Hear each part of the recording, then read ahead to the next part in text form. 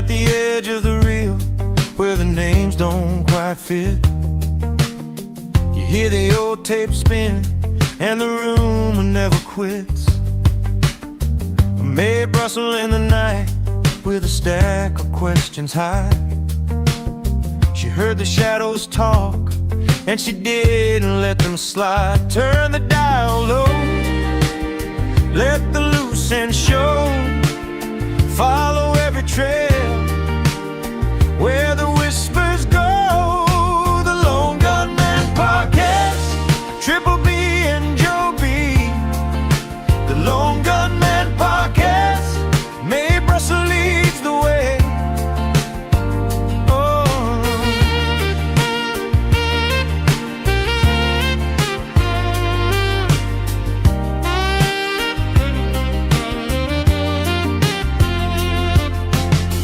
From the files to the phone, from the wires to the air, she was sounding the alarm when nobody seemed to care. Every cut up story, every name that drifted by, she kept it moving forward with a steady watchful eye. Turn the dial low, let the loose end show. Follow every trail where the whispers go. The Lone Gunman Podcast, Triple B and Joe B. The Lone Gunman Podcast, Mae Brussell leads the way. Roll it back, listen close. There's more beneath than what they wrote.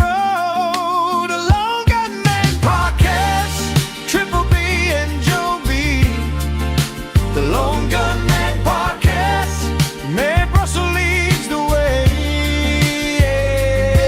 Here we go.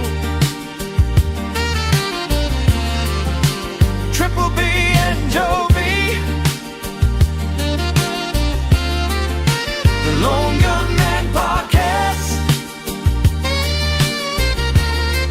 Mae Brussell leads the way.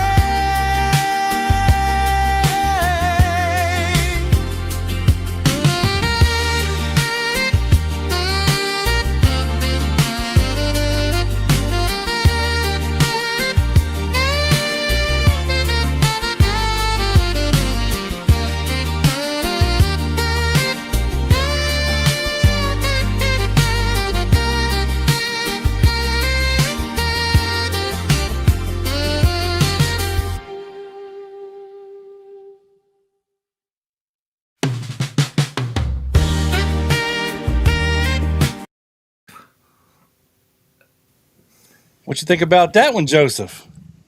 Bro, you're getting me in the mood. Wow. That was sexy.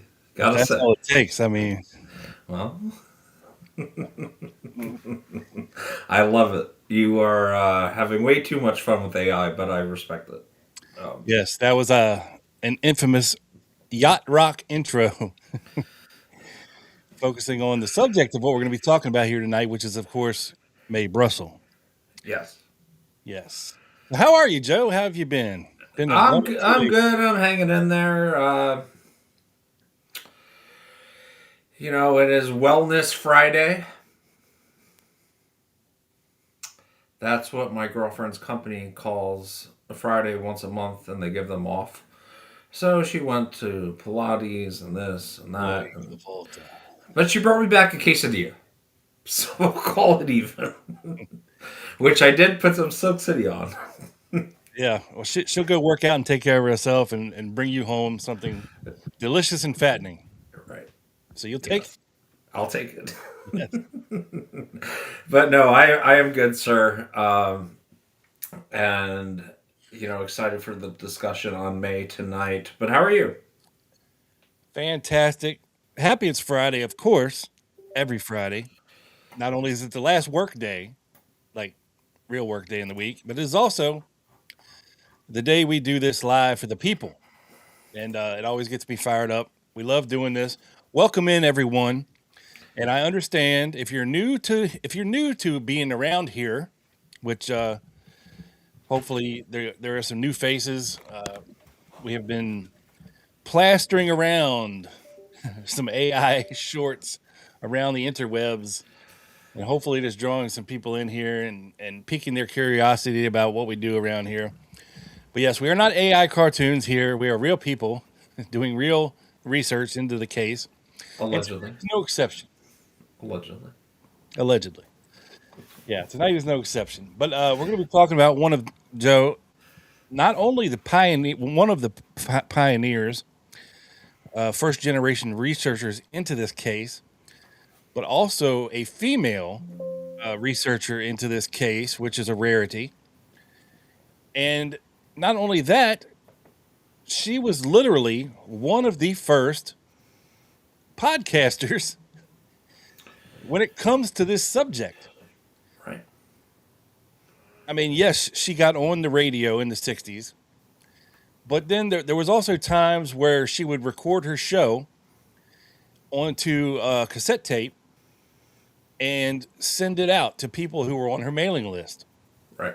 It was all about cassettes back then. Right. Yeah. So she was literally not only like the first one on the airwaves, radio style, to do this, but also to podcast, in quotes, if you will, a show about conspiracies and, you know, a lot of it focusing on the JFK assassination. Now, we know Mae Brussell was into a lot of things. She had a lot of her fingers in a lot of different pies, if you will. Yeah. It wasn't just the JFK assassination, but that was the catalyst to launch her into this stratosphere of conspiracies. It opened her eyes, right, to the possibility that, hey, maybe the government isn't being totally honest with us here, right? And once you start looking through that lens, Joe, it's very hard to go back to being a normie. You know what I mean? Yes. An NPC, as the kids call it today. Yes. Yeah. So once your eyes have been open to these things, you know, you can go one of two ways. You can keep your sanity and Put the blinders on. and you know really be able to separate the things in your mind and keep a good handle on reality, or it's very easy, Joe, to be consumed by the conspiracy mentality that everybody and everything is out to get you. Yes. But I've been there. sometimes that could be true. Or am I just paranoid? Well, it's interesting you brought that up because when I first came on the podcast, I was like worried about like showing my face, and I'm like, is this going to affect me work wise? Blah blah blah blah blah blah. Or are they going to come after me? Is there a van doing direct energy weapons towards me and my brain, or do they just not care? And I just settled on the line. Is that what has happened to Joe Borelli in the past almost 3 years?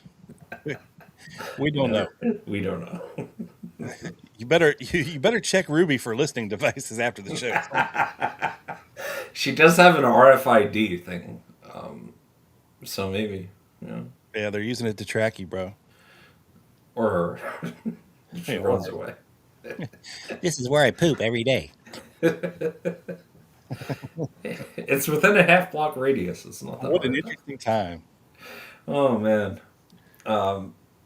But yeah, no, for sure she was a pioneer, and I kind of liken her to us in a sense that she would take call-ins, right? And although we don't take call-ins per se on a radio show, we interact with the chat, which I guess is kind of similar.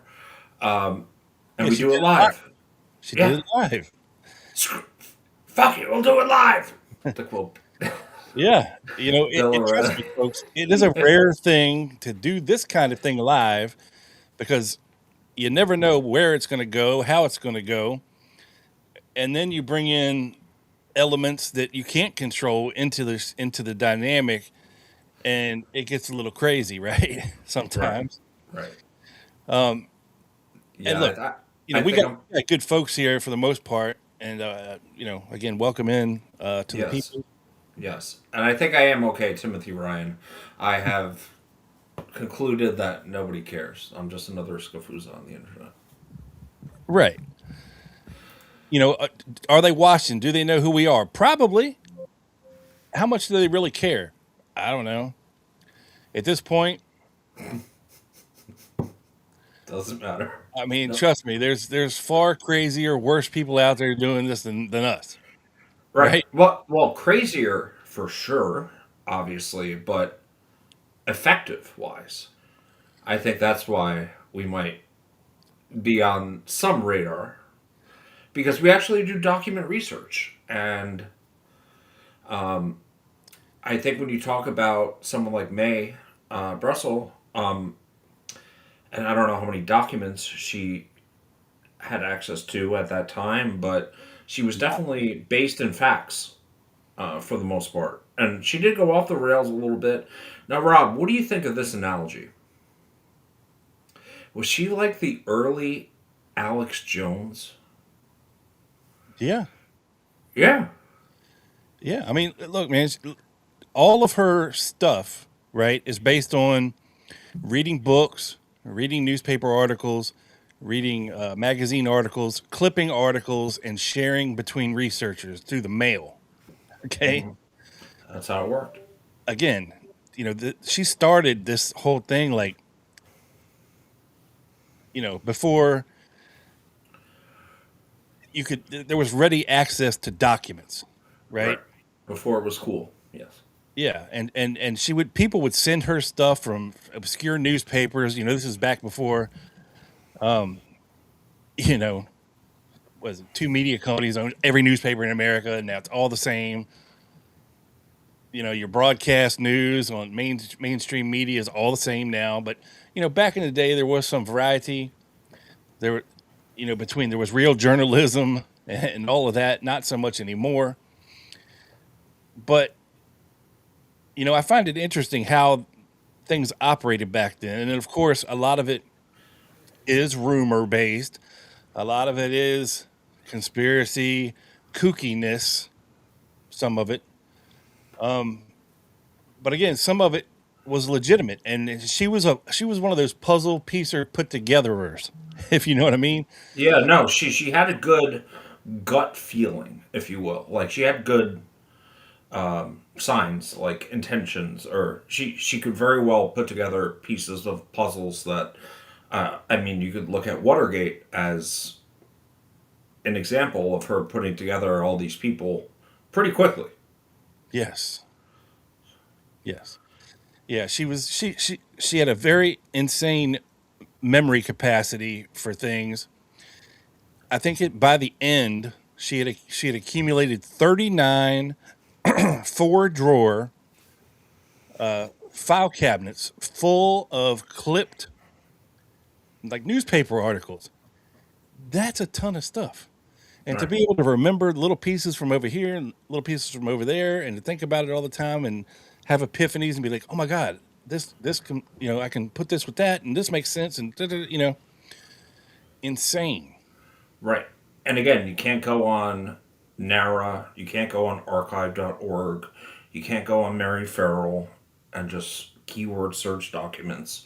You literally have to collect them at that point, which is late 60s, early 70s when she started, right? Yeah, I mean, she never wrote a book. She did write a couple of articles here and there, but the main focus of what she did was she was a collator of collectibles, basically, and also had enough fortitude to get on the air and talk about it because she wanted to share things because knowledge is power. And just her sitting around her house as a housewife, mother of five, knowing all this stuff just wasn't cutting it. There was something in her urging her that she needed to share this stuff. And of course, there were people around back then thinking, "Oh man, this lady's crazy. Just listen to her talk." She's one of those fast talkers. Mm-hmm. Um, but we have the benefit of hindsight now to be able to look back to see exactly what she was talking about, when she was talking about it, what was crazy conspiracy theory, what wasn't. And it's fascinating, Joe, to look back on all this. So It let's, is. And yeah, Rob, I just quick question: do you think if she was alive today, she would have a podcast? 100%. 100%. I agree. Yes. It would be called The Lone Gun Woman. I don't know. And you know what I realized when I had the graphic up, dude, What? for the intro? Mm-hmm. That AI screwed our title up. Did you see that? No. Here, let me throw it back up here real I quick. was dancing to the groove, bro. I noticed it about halfway through, and I was like, "Oh, I'm cringing inside." Like, God damn it! Seriously, AI? Like, come on, check this out.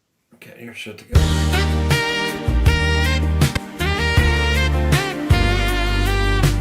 So, you see him Can at you, the top. did you just keep that rolling? The lone gun. It has two A's. Oh, I did not catch that. Like, they can spell all this other shit in here. Even the Torbit document, they spelled it right here.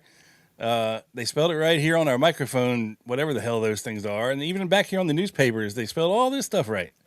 But you can't get the title right. Like, seriously, AI, come on, man. But I missed it. It's my fault. I missed it until I saw it up here in front of me, and I was like, God damn. And maybe nobody would have even noticed it had I not said anything. But you know, I'm nothing Yeah. if not honest around here. Yeah. Yes. Rob inputs.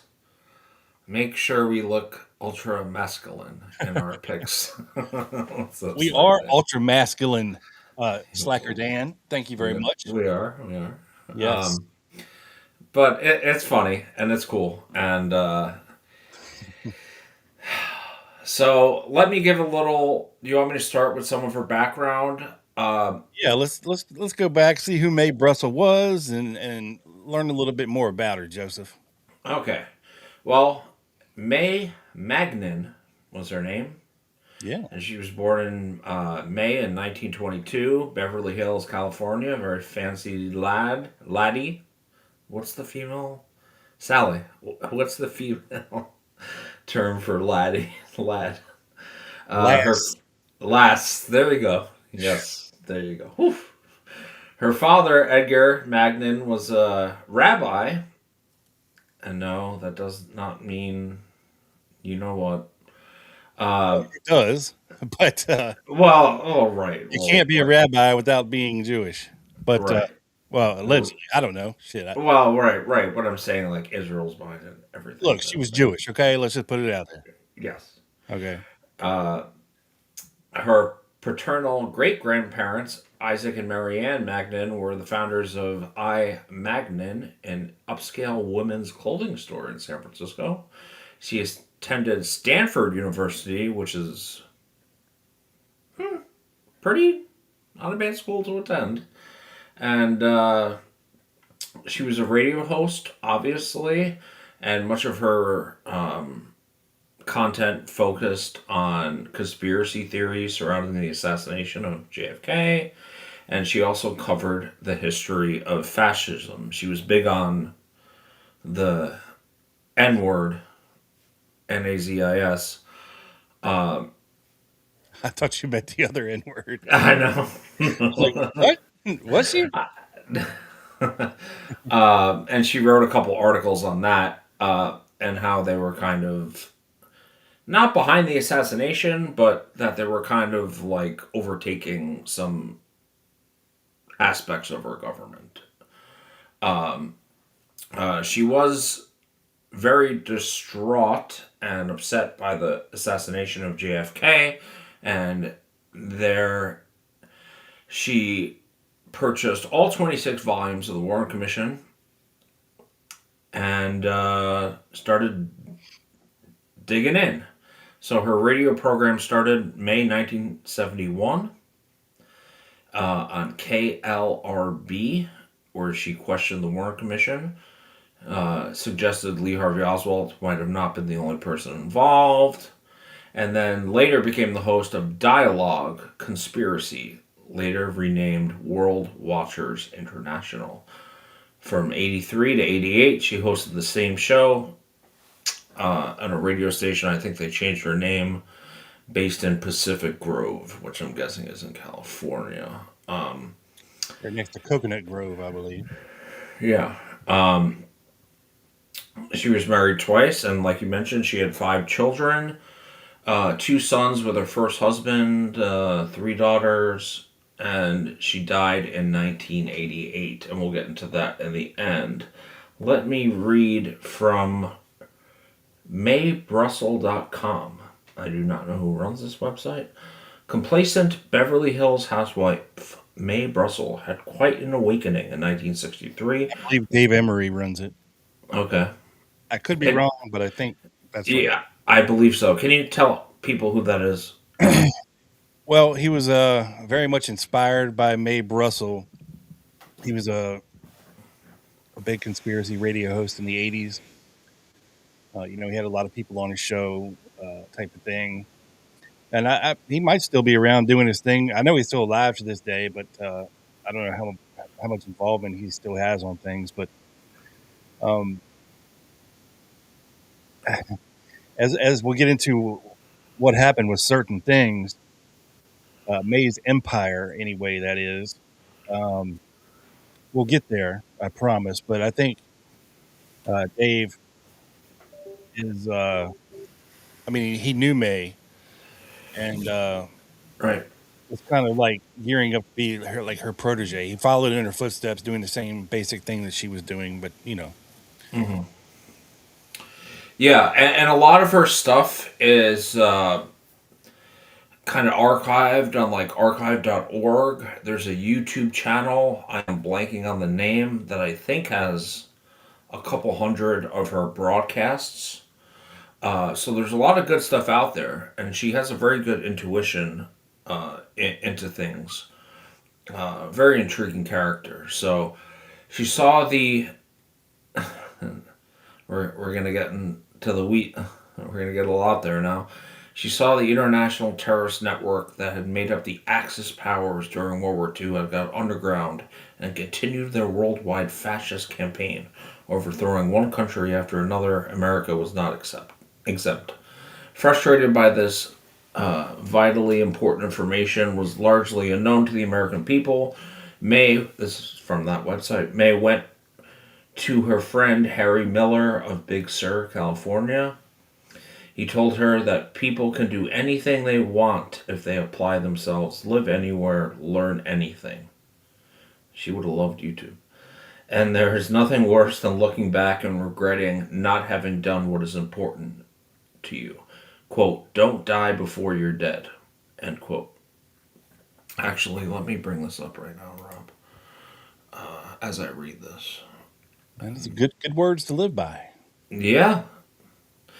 And with that advice, Mae moved herself and kids to Carmel, California, and began a selfless, nonstop journey of political and history research that would soon rock the radio airwaves of Monterey and Santa Cruz counties from 1971 through 1988. Her listeners would never be the same. So there are some interesting tidbits that are on this website, and I don't know if they're true, Rob. Why is this loading? Obviously, looking back at what Mae was kind of saying about things, she was kind of right about Operation Paperclip, before it was known to be a thing. You know what I mean? Yeah. Like back when, when she started getting into all this, Werner von Braun is still alive and at NASA. You know what I mean? So this is Right. way Right. back. He's sitting next to JFK. Yeah. Yeah. For sure.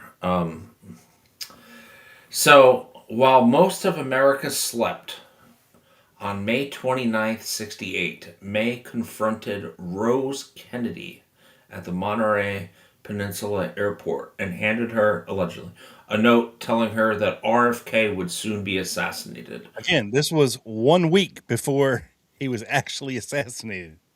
Yes. 1 week. A week later, he was shot to death at the Ambassador Hotel in Los Angeles.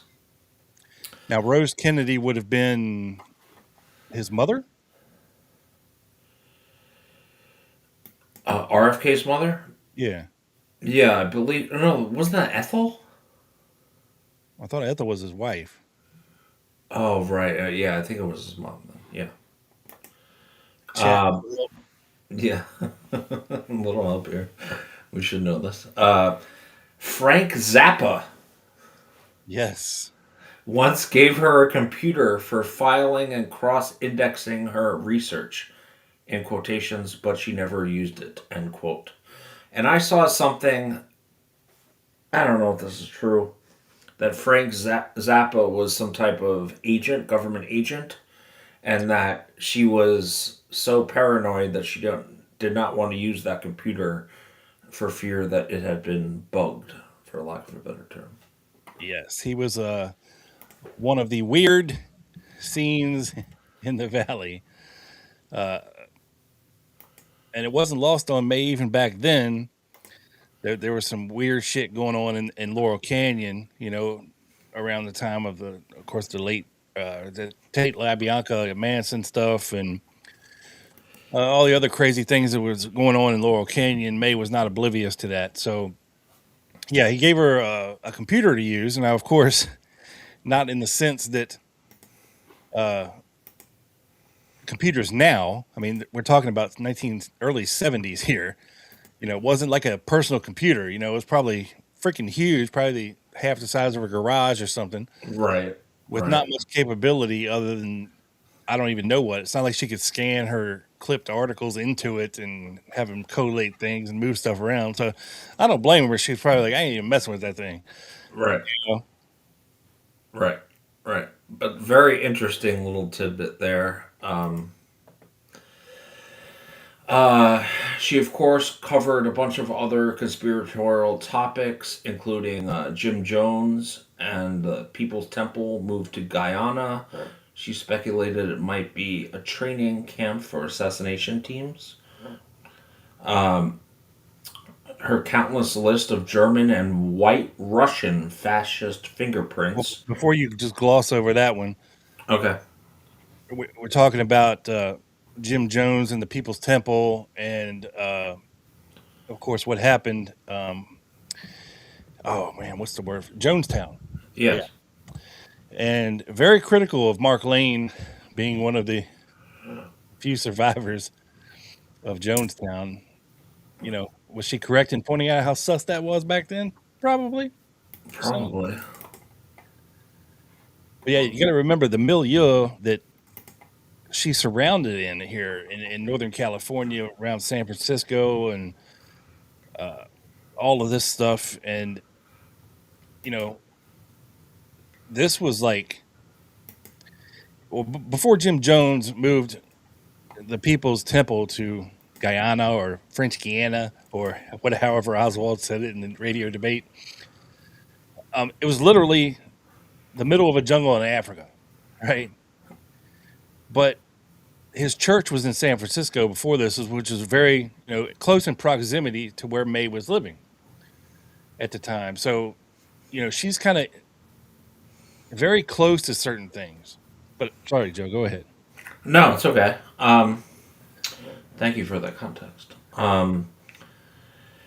I found it interesting that she focused on the White Russian fascist fingerprints to President Kennedy's assassination, which reached its peak in May of 1988 when she discovered the name Adolf H. Schicklgruber. Yes, handwritten in Marina Oswald's notebook of poetry, Yes. which is actually in the Warren Commission exhibits. Yes. Now, So who is that, Joe? For the people that don't know, I do not know. that would be Adolf Yes, grandfather's name. Okay. his grants. They changed their name from Schicklgruber to Heidler, and then eventually to Yeah, what it became. But yes, so what she's basically saying here is that Adolf, Mr. Mustache Man, was actually a descendant of the Jew. He had a Jewish background, Right. which is odd because of his supposed hatred towards that race. And Right. well, the rest of the story here, I'm trying to tap dance a little bit on some peanut shells here. We got to. There's a lot of keywords going on here that shouldn't be being said here, but you get the point. Yeah. Yeah. So why is that in Marina's book or address book? That's very weird. It is weird. Does it It mean is. anything? Who knows? Who knows? There were many times when death threats drove May off the air, once by Charles Manson family member Sandra Good in September 75. Yeah. Now, Rob, was We'll get Sam. there, I promise. I got Okay, you got stuff on that. Okay. Sometimes May resorted to recording her shows at home on her small cassette tape player and privately mailed out copies to her subscribers. first podcaster. No. And then she died of cancer on October 3rd,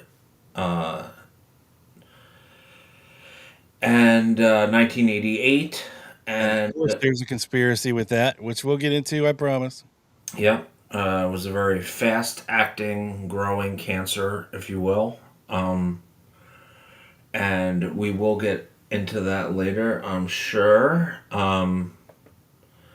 Let me just see if I have anything else before I'm going to hand it back off to you. So, Rob, I'm having some, of course, as we live pod here, I'm having some difficulty downloading my PowerPoint, which is very weird. So I'm just going to enhance this a little bit, and we'll just do it from this because it's just not downloading it. He was lawyering, Paula. He said, "What the fuck was Mark Lane doing down in Jonestown? That's a good question. Was it in South America? I thought it was in Africa. I don't know. Wherever it was in the middle of a jungle somewhere. Hold on, let me see. I do know that. Guyana. Oh, it is in South America. Yeah, There you go. it is. Sorry, I got my jungle countries mixed up. Yeah, it's. Jungle continents mixed Yeah, I up. know. Can't blame you for that. Kind of near Brazil and Venezuela. Only English-speaking country in South America, but only a population of under 1 million. So there you go. That's your Cheap land. That's why he went there. yeah. Yeah, that's probably right. Yes, James. Everything is verboten here. You'd be surprised. Okay, before I hand it off to you, Rob, see if I could share this really quick. Or yeah, put this up. Oh shit, I just took it down.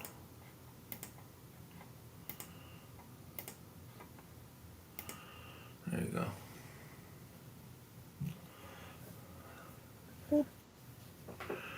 All right, so sorry for this. This is like through my Gmail. I don't know what's going on with my PowerPoint. Matrix attack, as we say. Who was Mae Brussell? This is a picture of her here with all her books. This is a picture of one of her.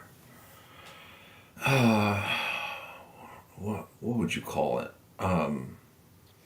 Maybe an appearance, dialogue, conspiracy. I have the same thing. This was an in-person appearance at the San Jose Civic Center where she was giving a talk to the public. This was not like on the radio type of thing. She was showing up in person and doing it in person, and charging $250 a pop on a Sunday. I would have paid that. Our Lord, 1974, when I was birthed into this world. Oh wow! She is doing a dialogue conspiracy live.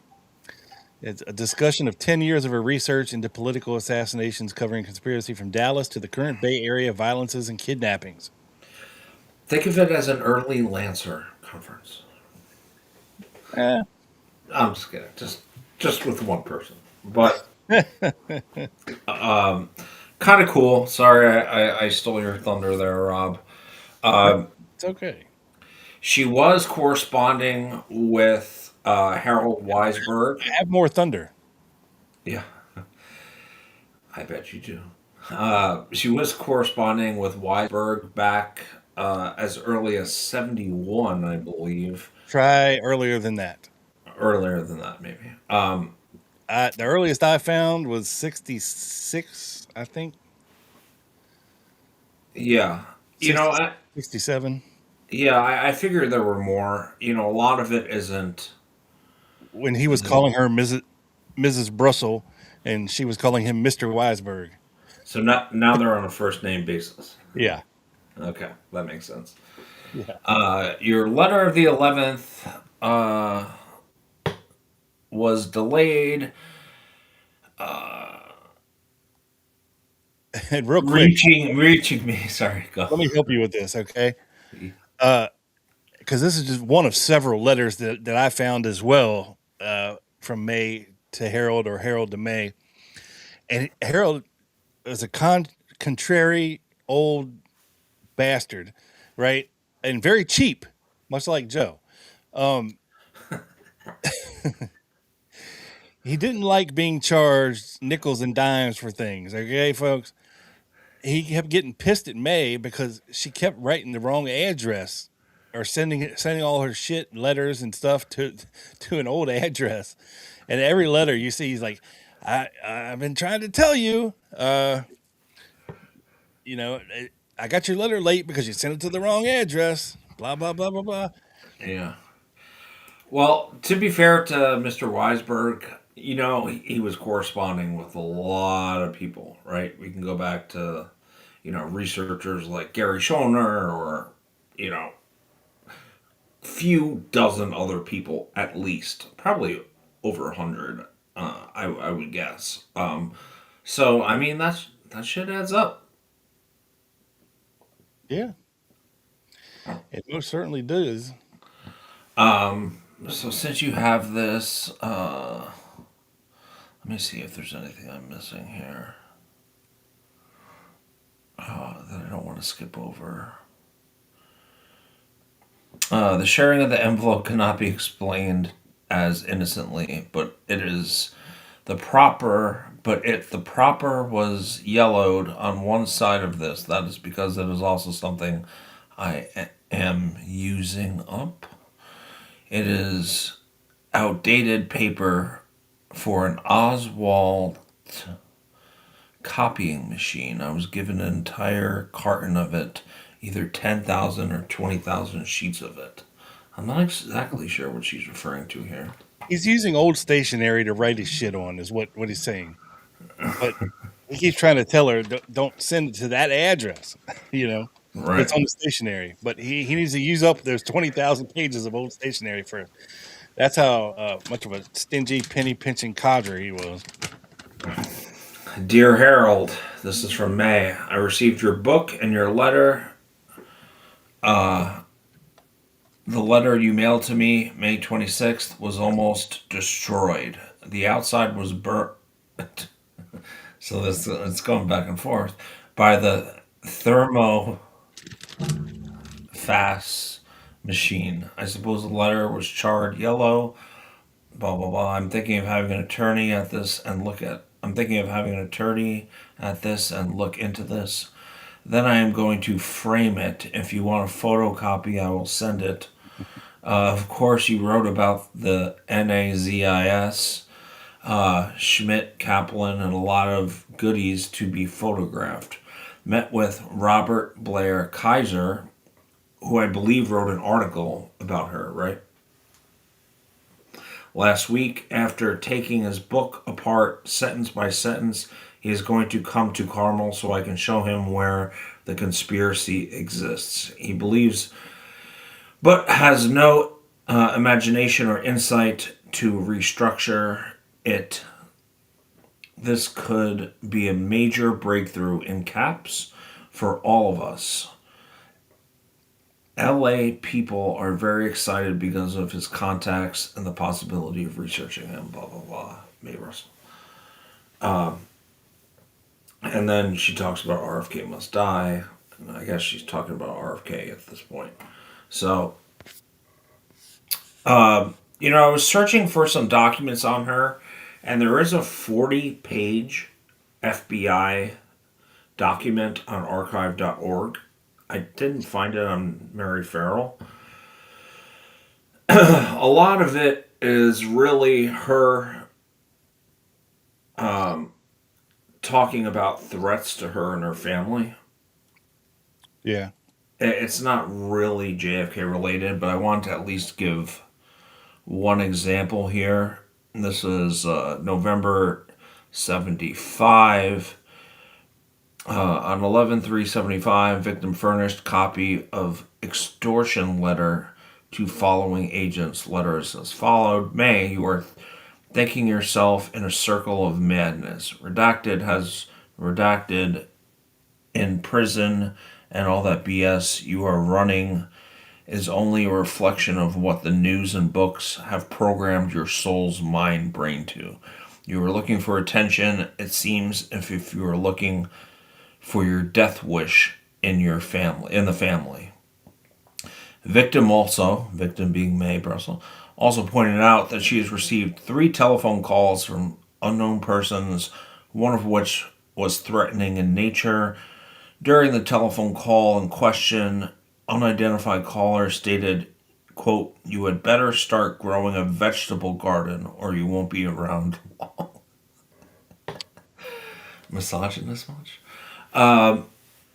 For the information of the Bureau, victim is a resident Valley of Carmel, California, who is self-employed as a public speaker, author, columnist, and occasionally heads up the local, does it say anti-Semitic?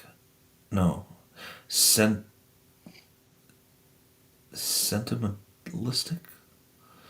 I don't know. Well, I have the unredacted version of this. Okay. This is actually a threat from Susan Good, a member of the Manson family. they redacted her name. Okay. So this was a death threat from a member of the Manson family to May. Right. And of course, she was talking about the Manson family and, possible CIA operations and whatever, which she might not be wrong about. So I'll skip that and let you do it. This is another one. This is in 76. Airtel to Bureau, dated caption, redacted, Mae Brussell, victim, extortion, San Francisco. So my point is, I'm not going to go through all this. A lot of people were threatening her for one reason or another. And I guess their reasons varied. But this is what most of her file contains. It's not like a ton about JFK per se.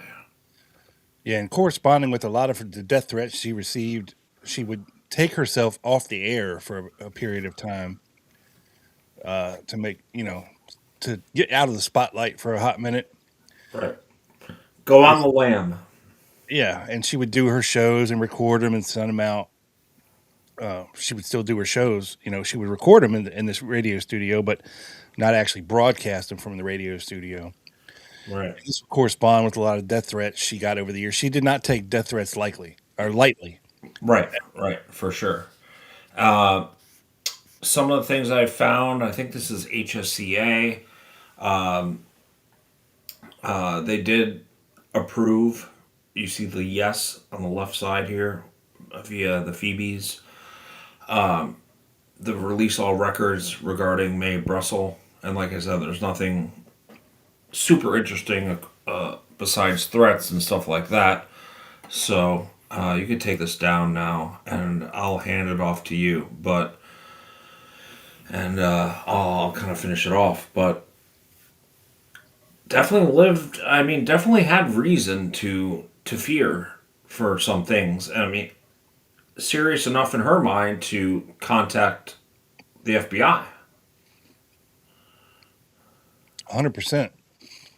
And so let's get into a little bit earlier things with Mae and talk a little bit about some things that happened to her family that are a little bit crazy. And let's see here. Let me share my screen.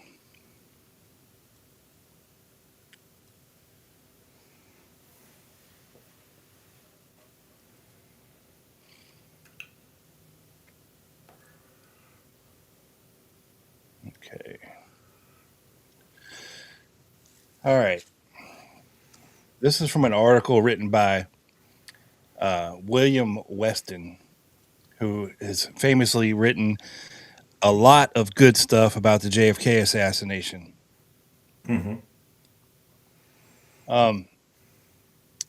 This is talking about her son Marvin Brussell, who she believes was a target of the MK Ultra program. Okay.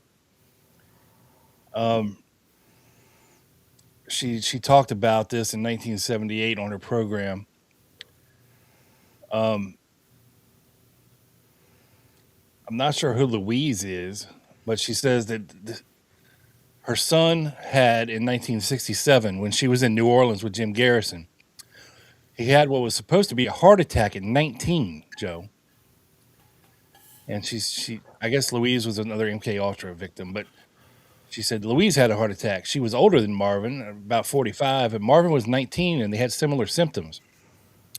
Their memories were gone. They became rigid, catatonic, wasting away, starving to death. Okay. She became a hermit. He became a hermit. They were cut off from their friends. Two people different in age, but one had a mother to help him, her, whereas the other had no one.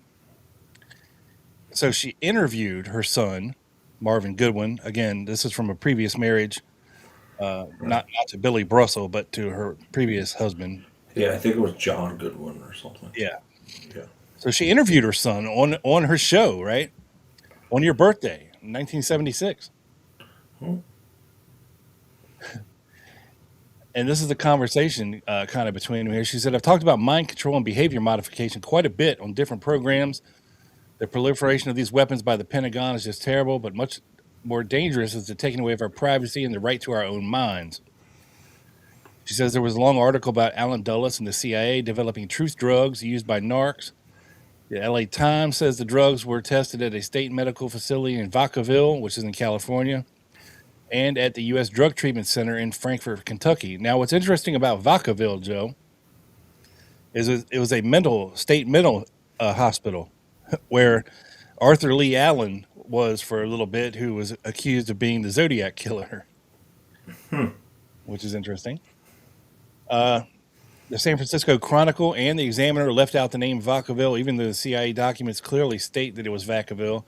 The use of programming on Donald DeFreeze was set up in the Sibian Liberation, or whatever the hell that thing was called. The Sibian Lebanese Army, or you know what I'm saying. SLA was at Vacaville. On Dulles, according to the documents, as early as 53.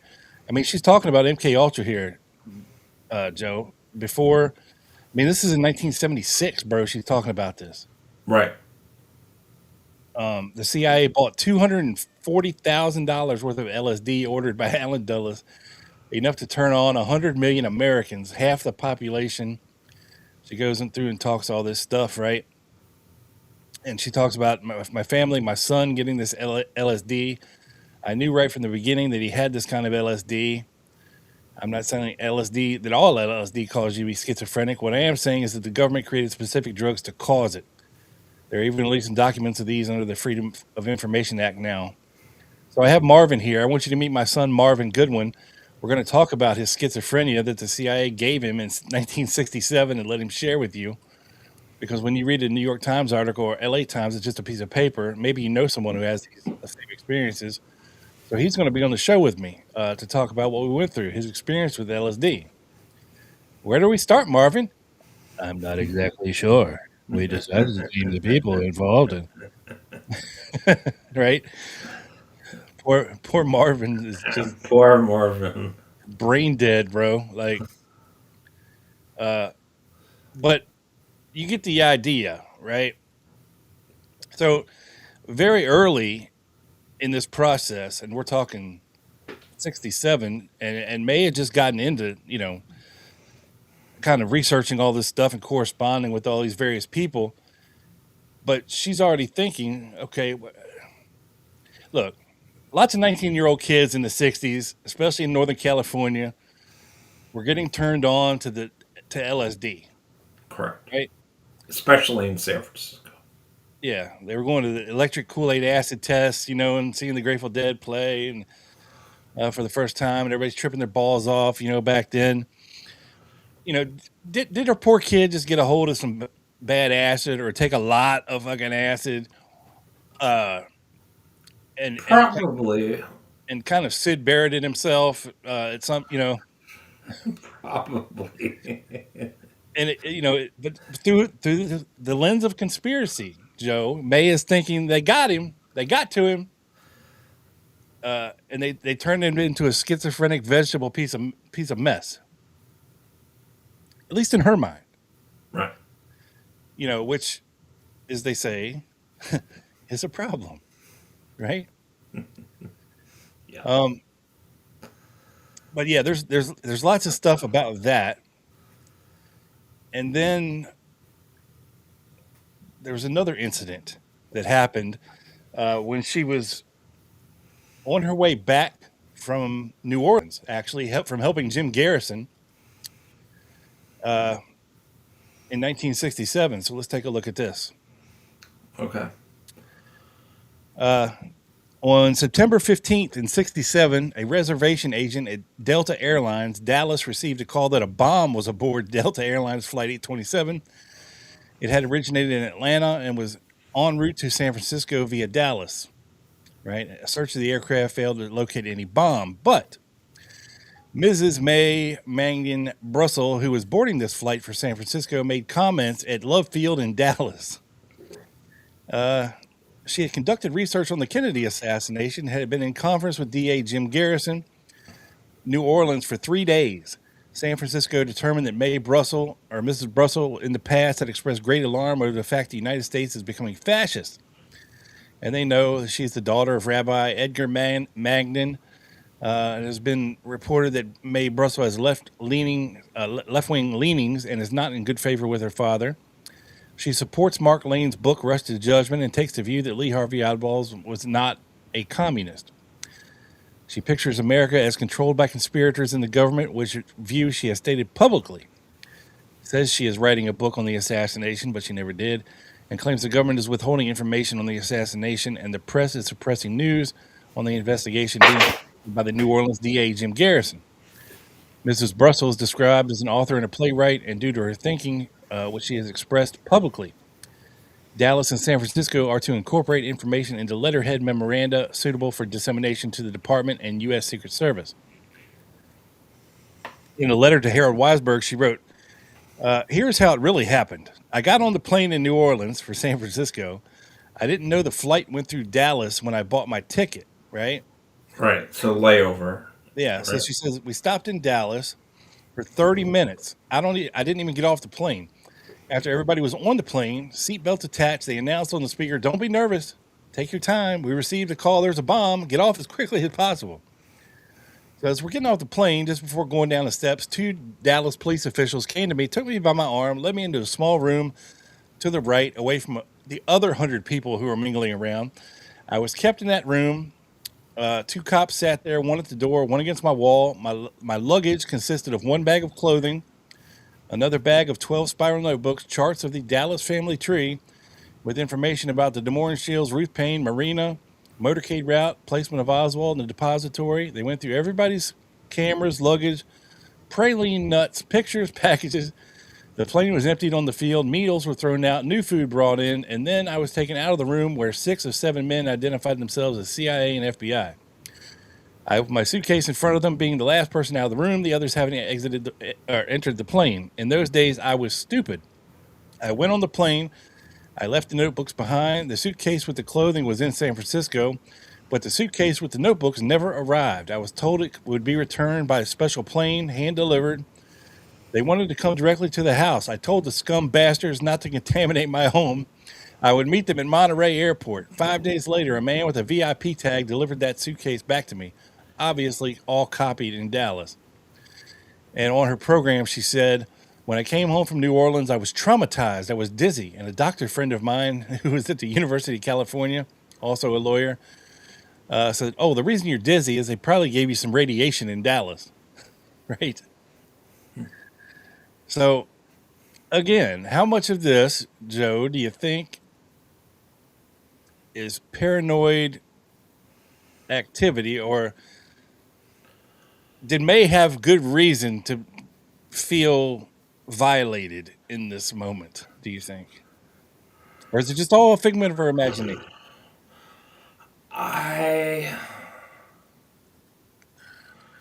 Gun to my head, I think a lot of it was paranoia. I think there could be some truth to it, though. Absolutely. And of course, she talks about the correlations between that and Frank Olson, the CIA, and LSD, the links to mental illness from the use of such drugs, right, by the CIA, allegedly. So it wasn't actually a layover. It was like almost like an emergency stop, almost, right?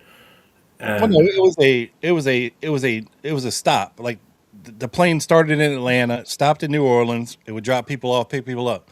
Went to Dallas, drop people off, pick people up, and then eventually to San Francisco. but she didn't get off the plane, right? So Yeah, it was only like a 30-minute, supposedly 30-minute type deal. yeah, I don't know how layovers worked back then, obviously, but yeah, if it was just that in and out, usually you have to get off the plane, go to a different gate, get your connecting flight, blah blah blah type of thing, right? Right. But I don't know how it worked back then. Yeah. I mean, it seems to me like she was singled out for a reason. I mean, Weisberg had issues when he went down to Garrison's investigation as well. As you know, Yeah. things came up missing, typewriter, suitcase, Hmm. things of this nature. So, I mean, being who she was and where she was, I can see why they would want to kind of pull it. They did a little too overtly, though, right? Yeah. They could have Yeah. easily went through her shit covertly and copied things. I'll say, well, we lost your luggage. I'm sorry, type of thing. Right. Instead of dragging her in a room and questioning her about it. And Yeah. Then sending some scafuza or offering to her house. I don't want you bastards contaminating my house. That's gangster. But let's get back to some other members of her family, Joe. All right. Did she Rob? Did she have a kid that was killed in a car crash? We'll get there, Joe. Oh, All right. All right. All right. Sorry, I fuck. jumped. Fuck me. I'm the worst, huh? Yeah. Yeah. Yeah. Thanks for sugarcoating it. Shit. All right. Well, that's the end of the show, folks.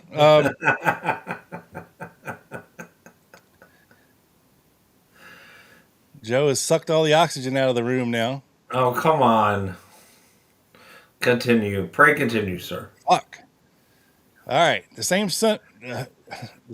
summer, and that would be 67. David, her other son, David, had a car accident leaving dinner with Lee, a man from Brazil who teaches at the Defense Language School that was headed by Richard Galen, who was formerly the head of who's Intelligence Eastern Division. Yes, yes. He flew to the Pentagon, flew out here to Monterey to the Defense Language School, where there was a nest of white Russians and N-word agents, and then flew back to Germany, where he had a villa protecting him from war crimes. When David had the car accident, he was thrown out of the car, and that was after having dinner with Lee. So, apparently, she thinks that her son Uh, David was the target of some kind of crazy conspiracy. Mm-hmm. Luckily, he was unhurt, but Mae's daughter, Bonnie, was killed several months later in a car wreck that occurred on December 15th, 1970. And her sister Barbara, that's Bonnie's sister Barbara, Mae's other daughter, was among 6 students in a Volkswagen van driven by their dance teacher Sharon Elliott. They were on State Highway 1 coming home from a concert in Aptos. As at night, the highway was slick, and a car driven by John Zavoni, a high school principal in Watsonville who had recently been charged and booked for immoral conduct with a teenage boy, Joe, suddenly I turned, shouldn't be laughing, but you just can't make this up.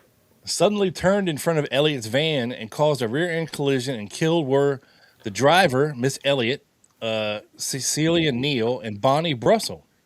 4 other students were severely injured, including Barbara, who almost died. So not only was one of Mae's daughters killed, but her other daughter almost died. It was so bad. Right. So you can understand where she's coming from the perspective of being paranoid after all these consecutive events. Yeah. Now, the driver of the other car, John Zavoni, ended up being paralyzed from the chest down, and the only one that walked away with minor injuries was Zavoni's passenger, Steve Garcia, who happened to be a soldier from Fort Ord. Garcia immediately went AWOL and fled to Utah. The Army made no effort to bring him back. Zavoni was charged with 3 counts of manslaughter. These were later dismissed due to the severity of his injuries. And Bruce Roberts, the man who gave Mae Brussell the gemstone file in 1972, told her the accident was set up by New Orleans mob boss Carlos Marcello. What in the hell, bro? I don't know. I mean,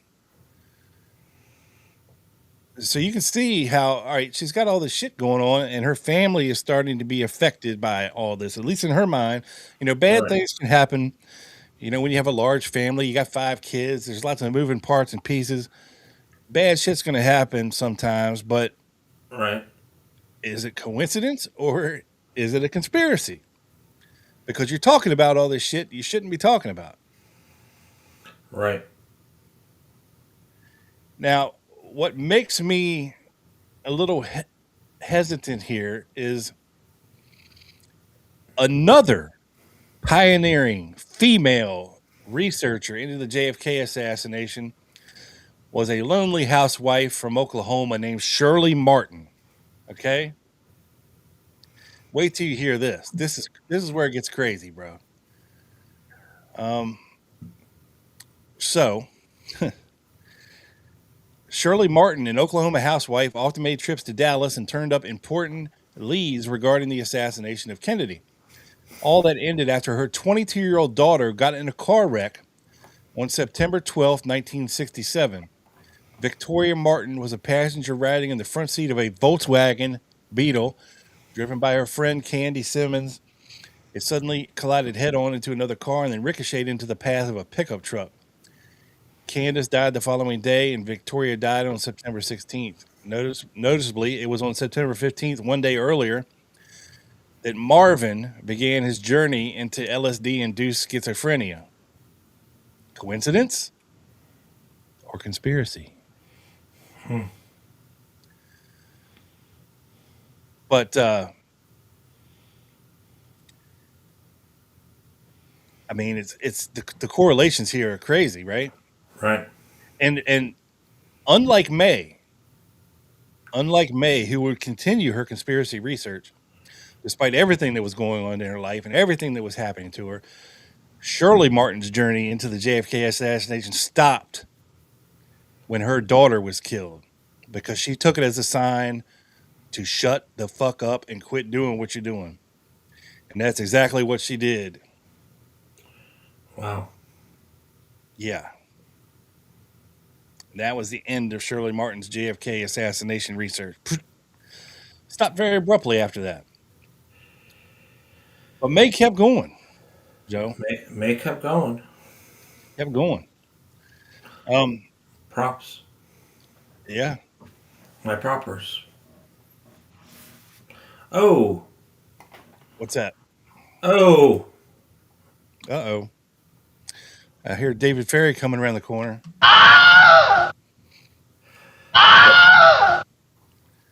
Hey, thank you, Brandon. Who got him, Joe? Um, Aaron Proctor, the farmer guy, something. Real Tea with Krista Marie got one. Hey, Hey, what's up? Krista. It is what it is. Got one. XX Sweet XX. I like that name. Nice. You sound sweet. And Wilt 333. Excellent. So yeah, Thank you for that, Brandon. And folks that received a membership, hey, put it to good use. yeah, Next week, next Wednesday, members only show. Open for all members because it will be the last Wednesday of the month. So, free show for you guys next Wednesday. Make sure you tune in for members only for yes. 2 of this show. And you could also go back to all the other spook level shows. What, Yes, going back, what, 2 years now, Rob, almost? I don't know. Something like that. almost 3. Almost three. Yeah, there's a lot of them. There's a lot of them. There's a lot of shows out there that nobody's ever heard before. And they're bangers. Very few people. And they're bangers. They are all bangers.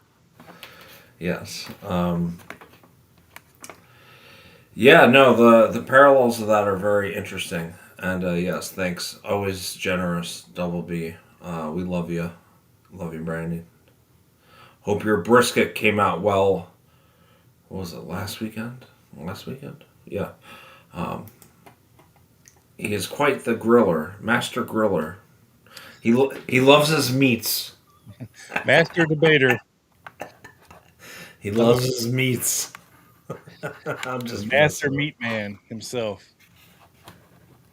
Meat daddy. Yes, definitely, definitely, Brandon. And we have a lot of fun over there because we don't monetize it, and we play clips that were And it's all ad free. right, and we're not scared to be copyrighted here. So we play a bunch of clips, and we go a little off the rails sometimes, but you know what it is. We go on some rants. You think the quadruple R rants are something? Check out members only. Check out what we don't put out publicly. All right. Thank you, Brandon. Here we jumping over to a letter. Again, this is from Harold Weisberg to May in 1970. And they're talking about, he said, 10 years and 2,500 miles separates us. Where 2 years ago I felt young and were out teams of college age youngsters. Today, with my 57th birthday next month, I no longer feel young, in body that is, but I still feel the angle or the age, I don't know what that word is, the angle on my shoulder, angel, and still feel I will complete what have undertaken. I also feel you still will be around then, probably still feeling younger than I. This is how Harold Weidberg would flirt. That was a couple of years younger than him back in the day, All right. and yeah, it's a little cringeworthy. Respect the effort, though. Yeah, yeah. Well, again, they're talking about stuff. They go back and forth a little bit, but that's not really why I wanted to show you this. They're talking about stuff. No, you're right. A lot of it is kind of filler-ish. Yeah, he's talking about swimming 3 or 4 times a day, briefly when it's warm enough. When we bought this place, we found a 40-foot swimming pool. I can see Harold Weisberg out there in his fucking his Speedos. I don't think he was wearing Speedos, bro. Oh, you don't? I think he was. You think so? I think he was probably Welcome to my wearing. pool, May. Come on in. Maybe. Take no heed of my thrombotic thighs here, and my very close veins. Oh man. I wish there were a chance of me being in California sometime soon, but I cannot anticipate it. My financial condition is such that I cannot travel without expenses being paid in advance. Blah, Here we blah, blah, go. blah, blah. Yeah, He got a little riz. he does. And a little R- tism, apparently. yes, riz is kind of like, Riz and tiz. yeah, kind of like player type of mentality. Yeah. Now, here's where it gets interesting, Joe. Swag. Okay, go. So, May starts off this letter by telling him, I've been busy making out a will. Now, this is in 1970. Okay, she Okay. does not die until 1988. Yeah. She said, I never bothered to, feeling a very young 47. All my grandparents on both sides. What age? What? What age? 47? Okay. 47? Sorry. Great grandmother and great grandmother were in the 94 and over brackets, but just to be on the safe side, I'm taking the precautions of setting aside certain properties I own to be divided and directed among our 5 children and friends. A large room called the think tank by my pals must be identical to your research center, wherever that's located. I now have at least 80 spiral notebooks, probably 90 by now, of assassination articles and clippings of the November 22nd, 63, thing all taped and filed in chronological order. Do you know how anal you have to be to do that? Very. With clipped newspaper articles in 90 spiral notebooks. Okay. Holy Hannah. She says there is long rows of books, which includes just about everything listed on the various bibliographies by Fensterwald and the San Diego Committee. I also have 150 notebooks of research for the books I am writing. My work has always been cross-filed in 3-hole notebooks with thousands of dividers. It is much easier to keep them this way than in envelopes or other methods for me. Very anal. Enclosed is a list of my personal cross-filing system. Each number represents a single notebook. This system, as you see, is huge. That's what she said. What I want to do is to set up in my will, if anything happened to me, accident, illness, death, that you, sir, at Harold Weisberg, would inherit my entire Kennedy research. Okay? Keep that in your mind. Yeah. Okay? Interesting. She wanted Harold Weisberg to have everything. Okay? 18 years before her death. Yeah. As you can imagine, my 2 sons are not interested in all this shit. One being a retarded vegetable. But to go into depth, as you and I have done, I have one daughter who would like to do the work, but feels not able to comprehend the intricacies. She's only 15 years old now. What do you think? I do think these things should be in your possession if you're interested in having them one day. If and when you get to the West Coast, and if you're interested, I would like to show you the book and explain exactly how I find the information listed. Some is self-explanatory. Other titles, once explained, will be immediately clear. Or if you want, you could call me someday and we could go over the listings to clarify a few points. I see Penn Jones throws in a few coincidences in his book. I keep a record of every coincidences and file it in one section of a book. There are enough to write a book on just that subject. Here's how the filings work. Okay. So, Joe, book 1, there's a background part, right? In this notebook are contained every reference, testimony, document, conversation pertaining to all persons who saw Oswald or Marina that are available. In the Soviet Union, in Fort Worth, Dallas, New Orleans, it doesn't matter. It has their nationality, occupations, and every mention of them by themselves, others, exhibits, documents, etc.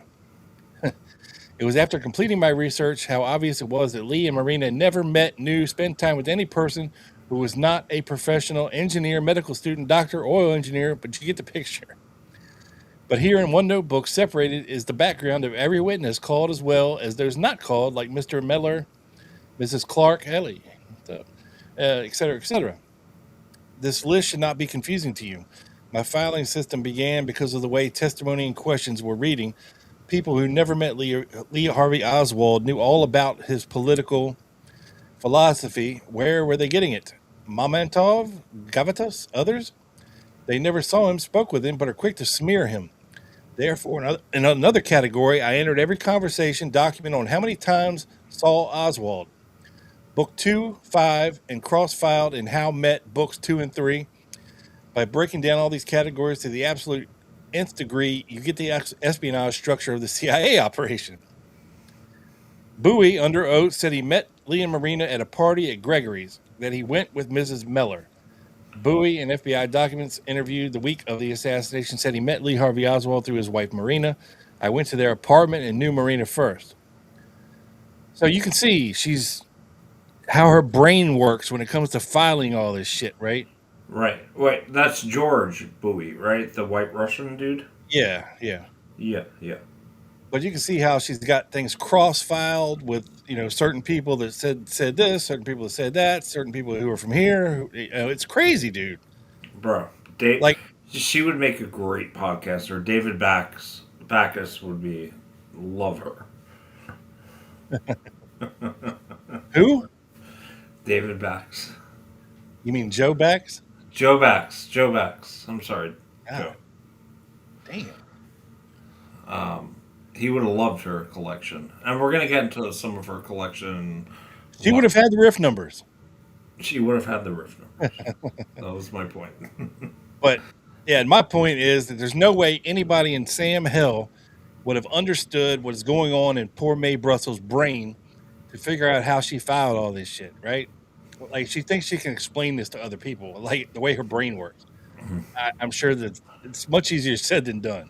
Right. As she tries to explain it to her 15-year-old daughter. Yeah, now, honey, someday you're going to inherit the empire.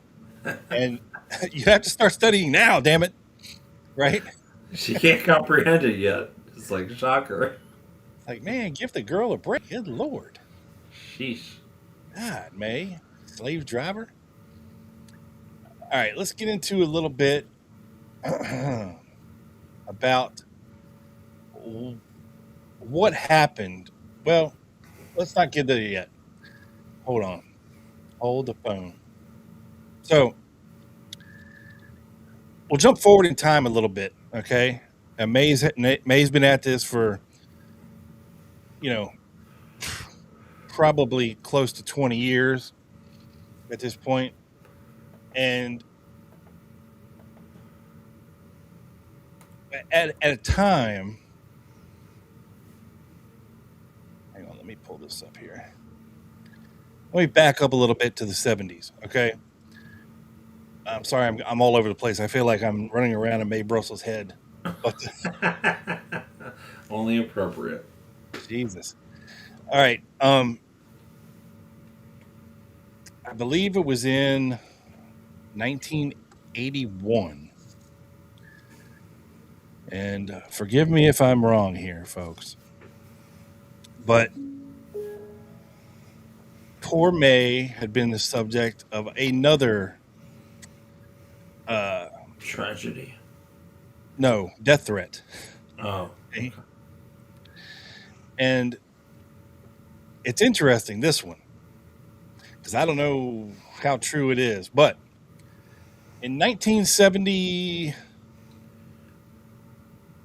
hold on, let me see what year before I say the wrong thing. We're gonna get there. In 1979, there was a book that came out, and spoiler alert, I'll get more into this in part 2, but it's a book called A Killer's Story by Dean Selmeyer and Mark Cram. Okay. Now, on the back of it, it has a picture of Dean Selmeyer walking down the street in Manhattan with a midget eating a sandwich on his shoulder. You can't make this shit up. Okay. Oh, man. Now, I'm just going to read you a quick synopsis of said book here. Hold on.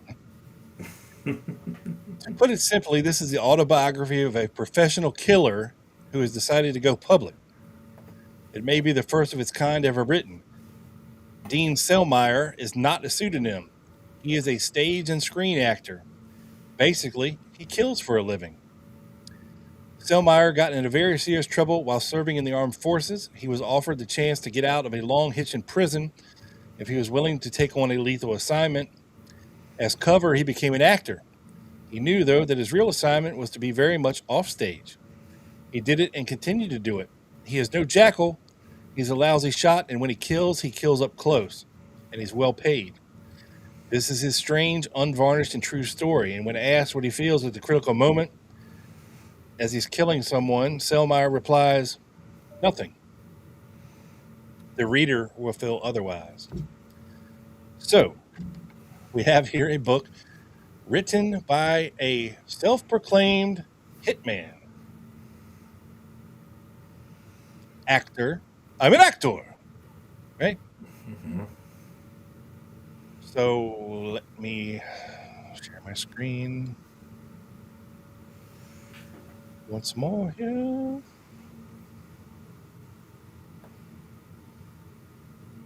Okay. And again, this is a blurb about his book. Okay. And it tells a little bit more about it. I mean, this guy was no Laurence Olivier or anything. You know, he was in a bunch of shitty movies and a stuntman in more than he was an actor. Okay. But it kind of gives a little bit of the background of this guy, right? His first assignment, he says, is to hit a former N-word industrialist who allegedly designed the gas van, which was used by executed war criminal Adolf Eichmann in World War II campaign. I designed the van. I knew what it was for, but this was 1942, and one did not protest, Stasi said. Selmayr gained Stasi's confidence by landing on his private island and pretending to film a movie using a bevy of bikini beauties to lure his intended victim into trusting him. The ruse works, and Selmayr soon is on Stasi's yacht, and his giant bodyguard catnaps. The Hoosier kills him by giving him a whiff of poison gas hidden in a movie director's viewfinder. Okay? What the hell? It gets better, though. After this hit, Selmayr has little trouble doing in a Mr. Pap, last name Schmier. That's a joke, Joe. Over my head. I am between my legs. The Hungarian fiscal conduit for Russian payments to Parisian leftist terrorists like Danny the Red. Selmayr quickly locates Mr. Pap, last name Schmier, and decides on a theatrical approach to this job. What better cover than a pseudo-Halloween costume, Joe, dressed as the Hunchback of Notre Dame, where he hides a .22 caliber pistol in the Hunchback and slips into the crypt that is used as headquarters by Mr. Pap. The bullet exploded up into his left eye and came out the back of his head, sending fragments dancing in the air like flakes of dandruff, Selmayr writes. Okay. And now the next one. M. Garrett tests Selmayr's nerve in a rubber room. He is assigned to assassinate a Arab courier with a swift kick to the throat, Joe. Wow. Then it's a trip to Africa with the Sabra and M. Garrett, where they wipe out a terrorist training camp run by a team of renegade Japanese people in Africa. What? Okay. I don't know. I'm trying to it gets keep better. Focused here. Then there is the reflective sabbatical into the hills of Spain, where clad only in a jockstrap and boots. Selmayr tries to get close to nature while trying to stare down a wild boar like Davy Crockett stared down a bear. Why is he only wearing a jockstrap and boots? It sounds like he was on LSD, bro. He's trying to get closer to nature. Yeah. I mean, it's crazy, okay? It gets even more horrible with these pigs, and it's bad. It's very, very bad. These pigs? With these boars or pigs? No, there was literally pigs hung upside down, dozens of pink pigs, trussed up and squealing. One big man flicks a long blade twice at each pig, and I ran the knife into and across the jaw. You see what I'm saying here? Yeah, yeah.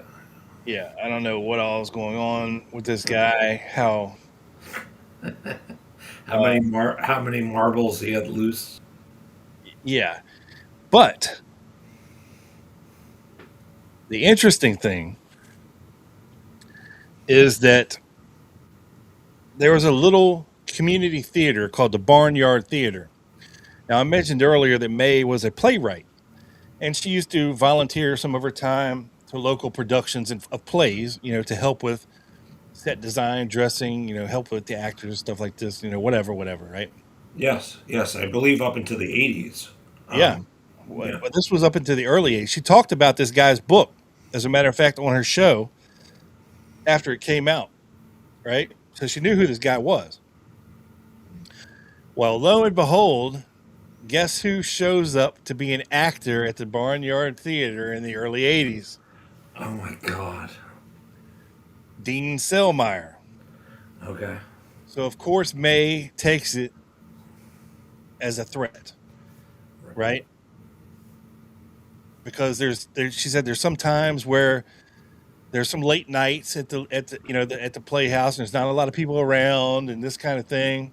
Right. She was by herself, or sometimes by herself, Yeah. etc. Now, she said, this guy didn't like come out and threaten her or do anything, but she was very prescient of the situation and conscious enough to walk away. She took it as a threat, like an overt threat, like somebody had broken into her house and left a puzzle piece beside her bed. Mm-hmm. Around the same time, and she quit doing the show and started doing the tapes. Yeah. This was one of the times that she took a little break. Right? Craziness. But again, is this just a coincidence, Joe, or is there something to this? I don't know. But it doesn't end there. There's a lot of situations. I mean, listen, I could see your kid in San Francisco doing acid. I could see another kid, you know, dying in a car crash full of other teenagers, right? That's not like crazy to me, but there seems to be a lot of these type of situations happening around me. Yeah. So check this out.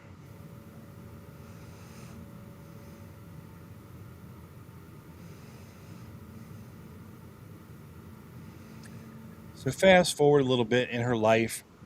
Of course, she lived in Carmel by the Sea, very idyllic community right on the coast of California. You know what I mean? Mm-hmm. Beautiful place. This would be like Northern California. I don't know exactly where Carmel by the Sea is, but I'm guessing it's probably San Francisco or like between Santa Barbara or something like that. Between there or something. It's up there, around there. Yeah. Yeah. So at some point in her life, well, let me just start here. So going back to the 60s, there was a family, if you will, that moved in down the street. And this guy was like a retired military guy. So he's home all the time. And the neighborhood joked that he was like the sentinel of the neighborhood because this dude is outside in his yard all the time, picking weeds, planting flowers, mowing, shit like, Mm-hmm. washing the car, always outside, always seeing what's going on, who's coming and going type of thing. And of course, Yeah. But to be the devil's advocate, where I grew up in kind of north of the Bronx in Westchester, New York, there was this guy who was named Dominic, and he was always outside on his porch smoking cigs. And we would just throw, dirt bombs, like these little clumps of wood. He would keep his driveway like super clean. And because we were like 10 or 12 years old, we would just little asses with a BB gun. We would just launch him on his thing, and he would like go nuts. So, like, it was kind of common. So, it was, again, coincidence or conspiracy type of question. But, okay, continue. Sorry for that. So um, at some point,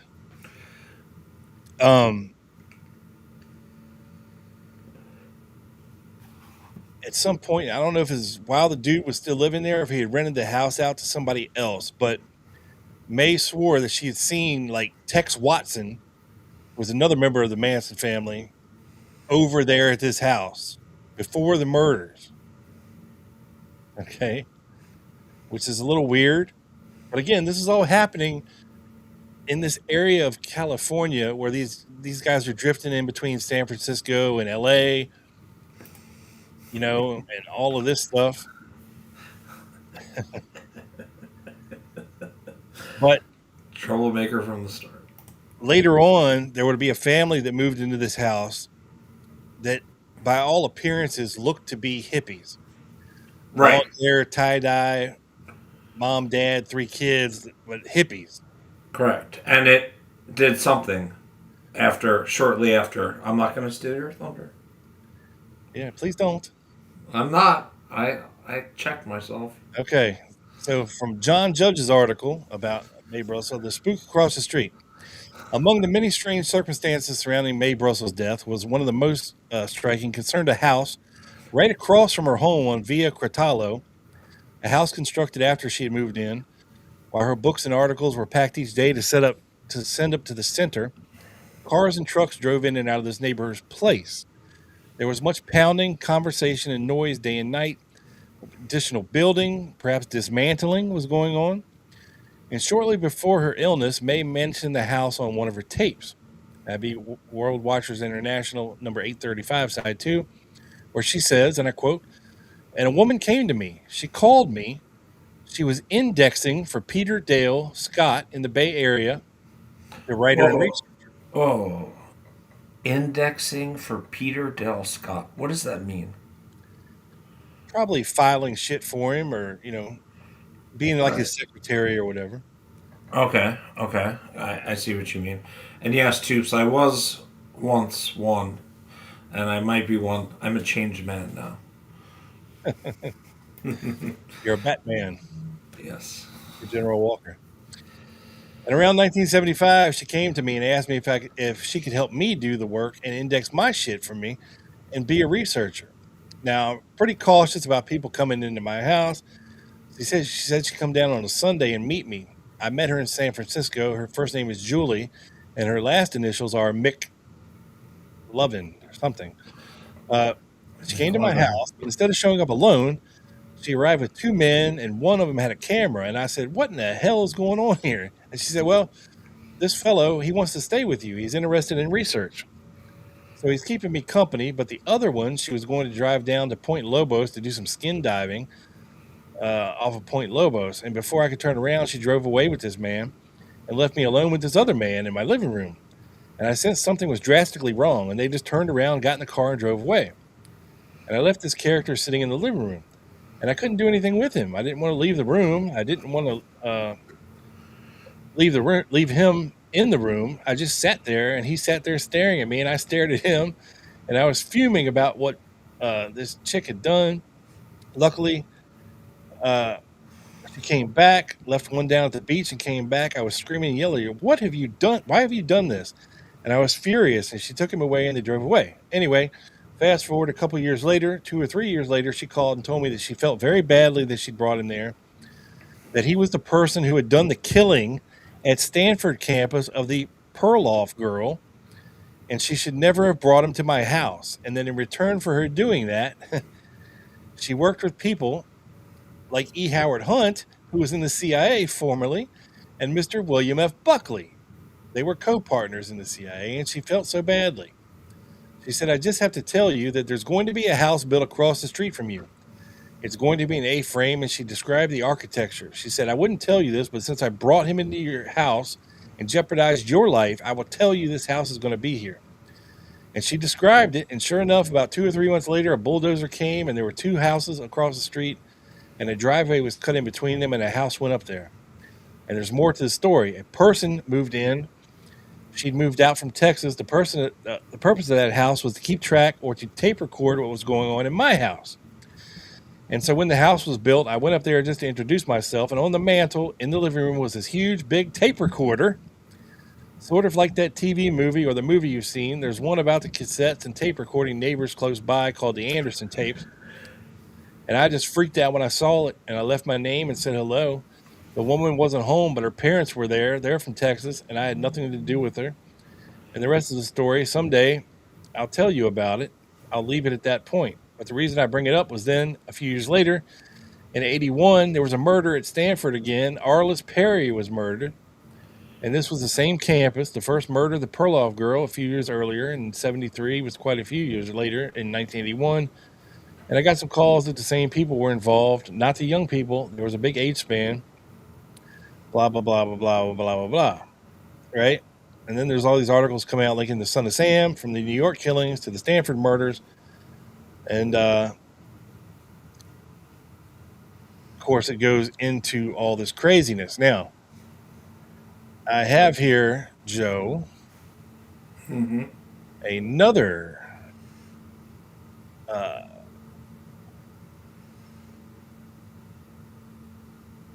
thing here. Hold on. Where in the hell is it? Here it is.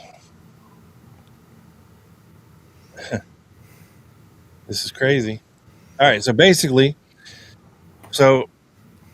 all this crazy shit happens to Mae Brussell. There's a house built across the street. She thinks it's to surveil her. She goes over there and finds all this recording equipment in the living room, which is odd. So is this some kind of CIA safe house, that was built and placed directly to surveil her? Of course, in her mind, it is. But what is it really? Yeah, I would see that as an extreme stretch.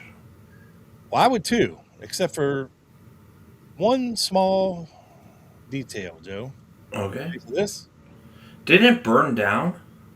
Sunday morning fire, Guts house in Carmel Valley. There we go. An estimated, Joe busted the fucking nut again. Come on, it was a couple seconds ago. Jesus. Sheesh. An estimated $200,000 damage was done to a Carmel Valley house in a fire Sunday morning that started in the garage. A mid-Carmel Valley firefighter suffered a broken leg in a fall. The fire, reported at 7:30 in the morning, gutted the house at 25615 Via Cortalo, according to a spokesman for the mid-Carmel Valley Fire Department, who said that very little was salvaged. The identity of the occupants of the house was withheld, which is odd. Which is a problem, yes. It was not immediately known whether the house was a rental or owner-occupied, which is a problem. The occupants were inside the house when the fire started, but they were all able to get out unharmed, thankfully, which is sus. The spokesman identified the injured fireman as Steve Crosswell, who they have no problem mentioning. The cause of the fire is under investigation. 6 fire trucks and 30 firefighters, including help from the Carmel Valley Fire Department, were on the scene a total of about 3 hours. Right? It's a lot of firefighters. Now, the reason why this is possibly a little sus is it happens one day before Mae Brussell would shed her memorial coil across the street and die. You say one day? One day. You're talking October 88. Yes. Okay. And I believe her last public broadcast was March of 88, but she did do some cassette sending outs in the meantime between March and October. Okay. She had a very sus, fast-acting cancer, if you will. Right. They even tried surgery. They tried chemo. Wouldn't touch it. And of course, the irony of that is I believe she wrote and talked about a lot of Jack Ruby's suspicious fast-acting cancer. Yeah, and of course, he wasn't the only one suspected of having a fast cancer. Right. But yeah, she would definitely point these things out. Mm-hmm. and then it happens to her. And contemporarily, you can put it to people like Dave McGowan, who wrote Weird Scenes in the Canyon, right? Who got this weird, fast acting cancer. He's dead in 6 months, right? It's like, Mhm. and nothing can stop it. Like, it's just, now, does this kind of thing happen on its own? Maybe. Yeah, I think in certain circumstances, I think, yeah, I But when it happens to conspiracy research, paranoid, schizophrenic conspiracy researchers, and ones that have a platform. yeah, like Dave McGowan had a very successful website and probably still does, called Dave's Web, and he was talking about all kinds of things, like what was going on in the canyon with Frank Zappa, and all these other acid tests that were going, and how a lot of these 60s and 70s musicians' parents had ties to the military, and there was possibly testing, acid everywhere, just all kinds of crazy stuff going on. James. Yeah. I tell you that we plan all this stuff out ahead of time, but I would be lying. So we just kind of go with it. Go with it live. And Yes. Joe yes, does not sit on his hands over there. He no. must project. The Jack Ruby disease, yes. Maybe the smoke from the fire helped her along, Sally says. I don't know if the smoke from across the street would have that much. I mean, No, I mean, it could what's have. being implied here is the fact that, okay, May is dying and almost dead. Their work there is done. It's time to gut this fucking house, burn it to the ground, and all the evidence goes with it that they've been surveilling this woman for however many years, right? Mm-hmm. Right. And she talks about what um, her diagnosis was uterine cancer, okay, which Mm-hmm. is cancer of the uterus. But it's a viral form of the disease, so that means it spreads quickly. And supposedly there was over 20 witnesses and characters in the JFK assassination case that died from cancer in periods of under 6 weeks. May's oncologist at Stanford, where her doctor was, which is no slouch, Mm-hmm. said that May's cancer was spreading faster than he had ever seen before in an Right. older person. Right. Right. She was diagnosed in June of '88. An operation was performed to remove the tumor from her uterus in June. She was admitted to a convalescent home in September and died in less than a month. So it's interesting. It is. And the reason she stopped doing her show in March of '88 was not because she had cancer or was feeling bad. It was because she had received another death threat Right. Right. Right.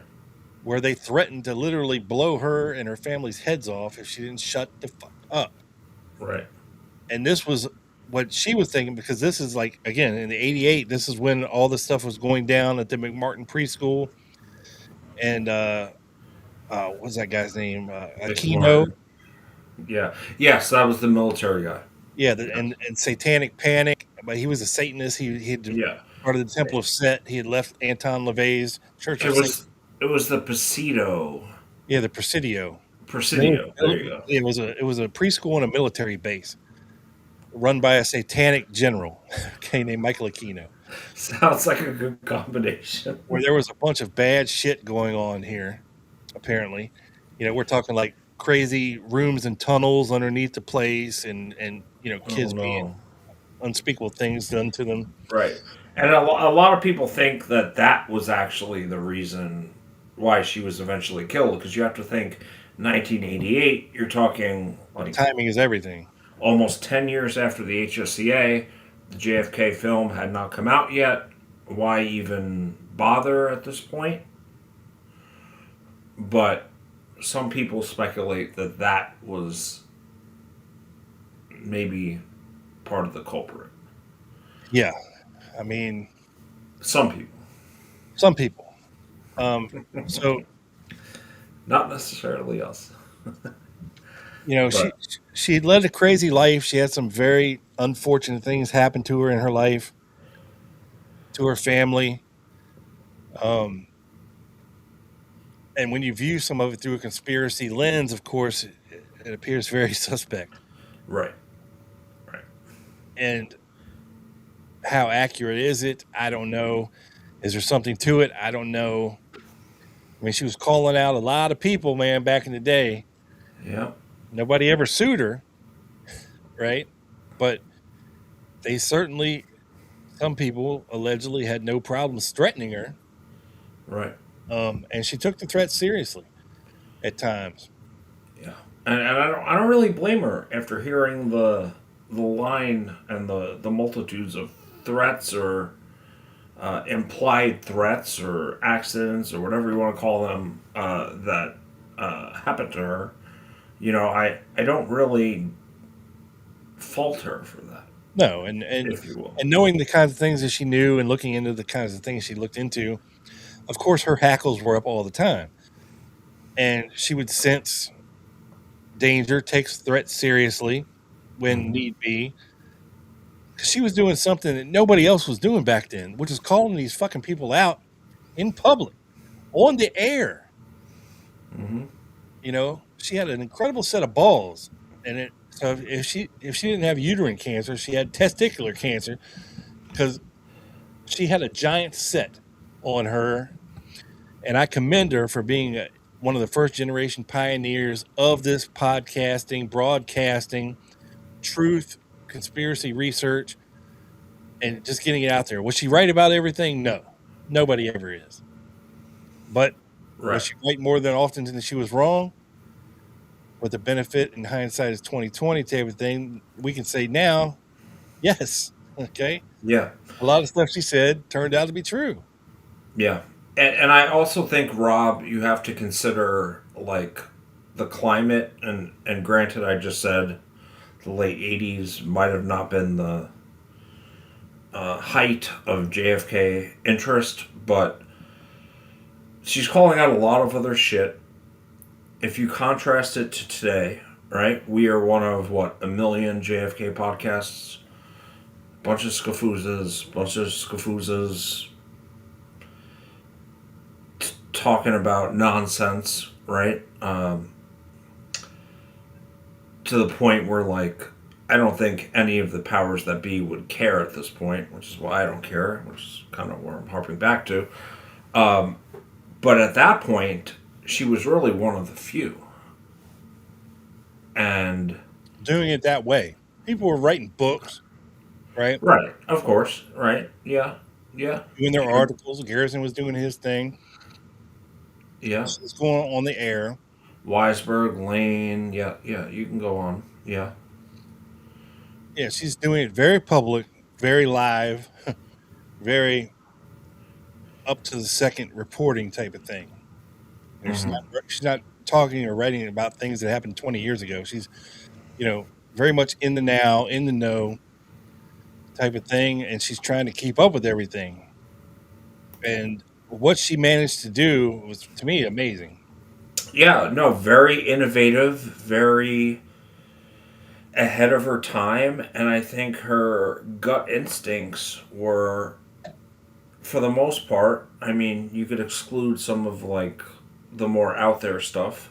I think it was like pretty on point, and I think kind of history has proved that wrong. Yeah.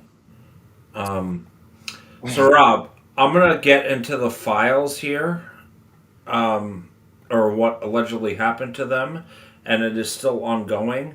I did send you a messenger video. Did Jess send you something in relation to Honest Joe's? Check your messages on Yeah. Messenger. Yeah. She did send it to you, the video? Yeah. Okay. I thought that was pretty cool. Yeah. Definitely cool.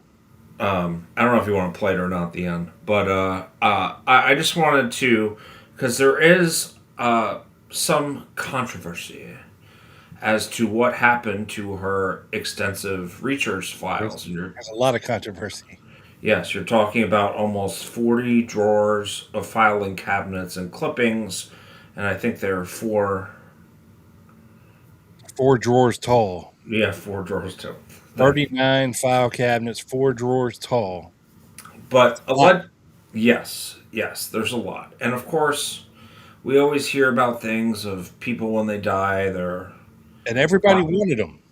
files being stolen, right, or whatever. I mean, you can go to like Win Scott, or there's a bunch of examples, right? And that's just one example, but I'm just going to read the summary, which admittedly I did get from AI.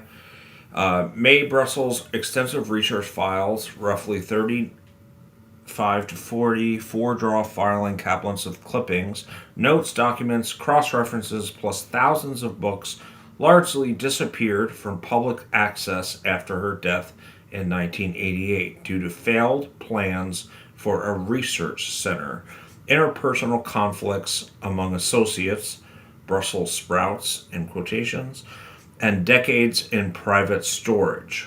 They later returned to family control and digitization preservation efforts are ongoing. So you could imagine a scenario where, I mean, imagine 40 filing cabinets, 4 drawers high. Uh, that's a lot of room. So, say someone puts them into storage. Storage costs X amount every month. You could imagine a situation where at some point, after a couple decades, either someone lapses on some payment or blah blah blah, and they're either thrown out or something happens to them. Doesn't have to be nefarious, really, but who knows? There was a lot of different people who felt like her files should go to them, like Dave Emery, like Michael Right. Krasden, who was a writer for Rolling Stone and one of May's proteges, apparently. John Judge. Mm-hmm. Again, back in the early '70s, she wanted him to go to Weisberg. Now, of course, feelings may change over the years, but Right. that's what she said she was putting in her will. Right. 1970, I believe. And I doubt Weisberg wanted all this shit. He had his own file cabinet Right. Right. maze in his basement. It wasn't like he had room for this shit anyway. You know what I mean? Like he probably wouldn't have taken it even if she left it to him. Right. And how are you even going to transfer that from California to wherever the fuck Weisberg was? It's called a truck. Well, You load the shit up on a truck and you drive it across. okay, but you were talking. You were talking about how Weisberg was penny pinching on fucking stamps. Like, what's he gonna fucking rent a truck and a semi trailer and Well, yeah, I know. I don't know. no, I'm saying yeah. I'm just being devil's advocate. The materials were removed and temporarily guarded, but plans collapsed amidst rivalries, including between John Judge and your boy Dave Emery. Mm-hmm. Funding shortfalls and disputes, attempts to donate or place them at Stanford or Baylor University's legislative library, which holds other JFK researchers' papers, fell through. By the early 1990s, there was a public controversy reported in the Santa Cruz Sentinel. The files went to storage and effectively vanished from view for researchers and even parts of the family for decades. Some accounts note partial losses or specific removals or files, and digitization estimates in 1989 ran to about $150,000 that never materialized. And this is, I guess they're trying to put some of them up on the voicesofmontereyBay.org, By around 2013, efforts resurfaced to move them to Baylor with fundraising for transport and storage, like we just talked about. But that also did not fully succeed. In 2018, reporting daughter Barbara Brussell and others still did not know their precise location. That's also a problem. Around 2021, a quote Mae Brussell project campaign involving family members and supporters publicly sought help for secure relocation warehouse space near San Jose, Monterey, and digitization, noting the materials were under threat in insecure long term storage and that family caretakers were aging. It's based on radiosurvivor.com, whatever that is. So you can see, I think it's more of like a financial issue. Storage isn't cheap. No, and Or as we learned from here on the show by taking a look at John Judge's Hidden History Center in York, Pennsylvania, which is in a dead strip mall. Right. I remember that. Nobody goes to. Right. How do you fund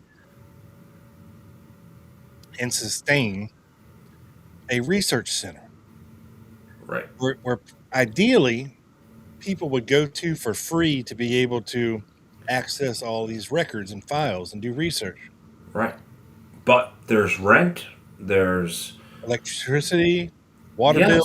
Yes, exactly. And like people think it's like unlock the doors every day. Yeah. And it's hard to kind of keep up. And if the family didn't have that money, you could see of how it was kind of moved around and whatnot. More recent activity from 2022 onward indicates the physical archives were returned to the family control after 30 years. The Mae Brussell Research Library / project is now focused on preservation and making materials publicly available online. I hope they are quicker than NARA. With radio broadcasts, hundreds of episodes. Again, you can Google or on YouTube, you can find a bunch of them. Source sheets and related items already widely digitized and hosted on sites such as worldwatchers.info, Internet Archives, Rumble, YouTube channels, and Mae Brussell's searchlibrary.com. Podcasts and interviews with project archivists continue to promote the effort and solicit support for full digitization of the paper files. In short, it wasn't just 39 file cabinets, right? She had over 6,000 books, manuscripts, magazines, publications, all of her collected recordings from over 20 years of being on the air. She had every minute of the Iran-Contra hearings on videotape, blah, blah, blah. It's a lot of shit, man. Yeah. Watergate too, of course. There's a lot. So it's going to take a lot of money. If they said it would cost $150,000 in 89. In short, they got a place in Santa Barbara. It was a pretty swanky looking building, right?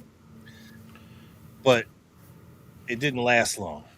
Well, you think with her going to Stanford, there could be like the Baylor archives, the Stanford archives for Mae, right? But it's so much shit, bro. I know. And who are you gonna get? Some college kids to scan it in with the scanner I have over here, which all my thumbs intact. You know what I mean? It's a process. And it takes time, and it takes money, and it takes space, either virtually or in person. Both? Yeah, both. In short, the files survived, but were inaccessible for decades due to organizational failures and disputes. They are now back with the family / project and being worked on for broader public access. I'm not going to hold my breath, but allegedly that is what happened to the files. Yes. I don't know exactly what they're going to show. I mean, obviously there wasn't like newspaper.com where you can like go and look up articles and shit back then. So she saved a lot of them. A lot of them might be filler, maybe irrelevant, but could there be some good tidbits in there? You never know, unless they're digitized. So, if anyone else has 150 grand out there, I'm sure you can get your name on the building. Well, check this out, Joe. Okay. So,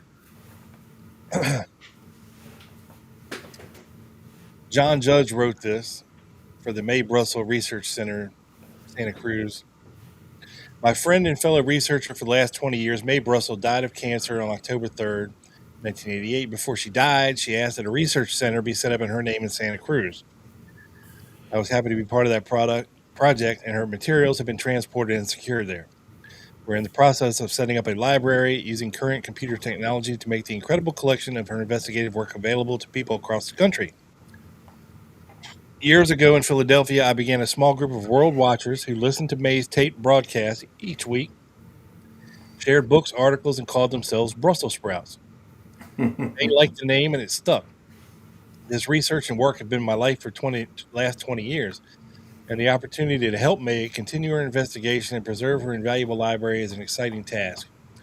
The catalog and compilation of these books, tapes, and documents will give Sprouts and other real researchers a way to continue Mae's life work of exposing murders, corruption, and conspiracy.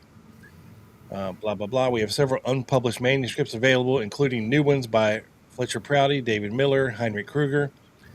In addition, we hope to publish a compilation of clippings on George Bush and transcriptions on the Conference of the Fourth Reich in America, held in San Francisco. Compile all of Mae's articles, key interviews, and other writings in a collected work of Mae Brussell. In addition, we are transcribing all of her shows and seeking out tapes of all other public broadcasts and lectures she did. Imagine opening a drawer of Mae's files about the criminal activities of George Bush, or searching for everything Mae said on a particular topic using a computer. Or just imagine giving a friend you've been trying to convince a copy of the collected works of Mae Brussell and the discussion that would follow. Blah, blah, blah, blah, blah. So he goes on, right? All this stuff. And of course, this is a plea for help. Right. As it most normally always goes back to the money, yes. Of course. So please take a moment to send your support in the enclosed envelope. Work has already begun on a fundraising tour from LA to San Francisco, reaching out to the vast radio audiences that are still hearing Mae's tapes. Blah, blah, blah, blah, blah. Thank you, John Judge, for the Mae Brussell Research Center. So, membership and support. It has different tiers here. You can be a correspondent for $25, and you'll receive a regular newsletter. A member will get a newsletter and a copy of the forthcoming book and any updates on the Research Center for $100.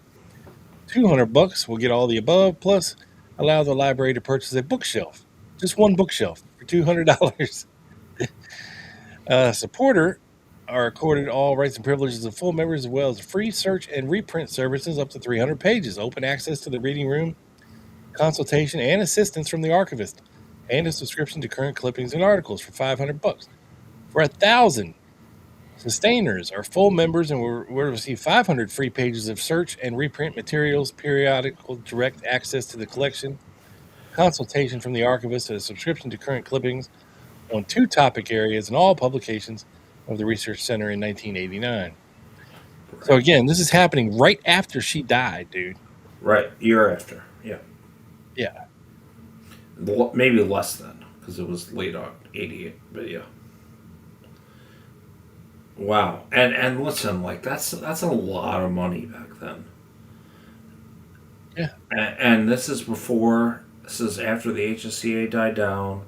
This is before the JFK movie.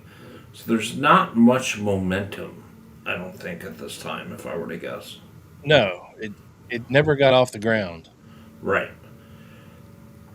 And I can imagine, these poor files that got moved around, uh, Storage unit to storage unit. fucking humid, hot, humid storage units. You know, Scafuzas transporting. mice, fucking cockroaches, mold. Right. You know, I can't. Especially with old newspapers, right? Yeah, I mean, you can't imagine these things were meant to be put into storage like this for 20, 30 years at a time Right. and last even further in horrible conditions like this. And I don't know if they ever did find a home. To be quite honest with you. No. So the article I was reading uh, regarding the articles was of March, I believe it was 2026. So it seems to be an ongoing effort. I don't know how much confidence I have in it. Well, if John Judge's Hidden History Center is any indication of it, not much. Right. So If you're anywhere near York, Pennsylvania, buy some meta glasses or take a video and go in there. We will definitely play that. but I can tell you her research is not there. Well, yes. No, it's probably still in California. It wouldn't fit. Right. It wouldn't fit. That's what she said.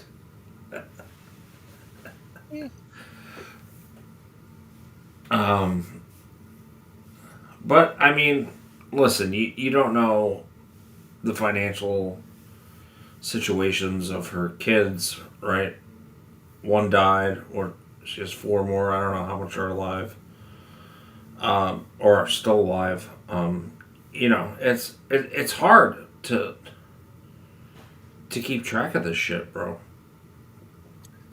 It is. I mean, think of all the good stuff that's been lost throughout the years that has Right, been preserved correctly. People get greedy. right, People do things for the wrong reasons, right. and 100%. it's unfortunate that stuff happens, and it is what it is, though. Right. But she was definitely an innovator. I think a woman ahead of her time, especially when you consider what she had access to, document wise. You know what I mean? Like, I think we got to give her props. For sure. Absolutely. And, people say, well, because she was a big purveyor of the N-word conspiracy, Right. Right. because of her background, Right. right? Mm-hmm. So she may have been a little biased and maybe a little convoluted in her thinking when it comes to this. But again, that wasn't the only thing that she was into. She talked about all the political assassinations. She even talked about the moon landing being faked, Jonestown, you name it. Yes. We did not land on the moon in 1969. Spoiler alert. No, we did We usually save that for members only, but But yeah, there was even something with John Lennon was secretly funding something. yeah, I read about this too. Yeah. Yeah, I think there's like some Hinckley stuff with Reagan as well. Yeah. She was on top of a lot of it. Yeah, Iran Contra, Oliver North, of course, Yeah. and all that stuff down. But did it end up costing her life in the end? Or was it just a series of limiting snippets, unfortunate events in her life that culminated to a conspiracy overture that could be attributed to it? I don't know. But she'll always be remembered as one of the great pioneer innovators, leading female first gen researchers into this thing ever. For sure. Researchers, period. Yeah. Set of nuts on her like crazy, and you got to respect that. Yeah. And respect that she wasn't after money either.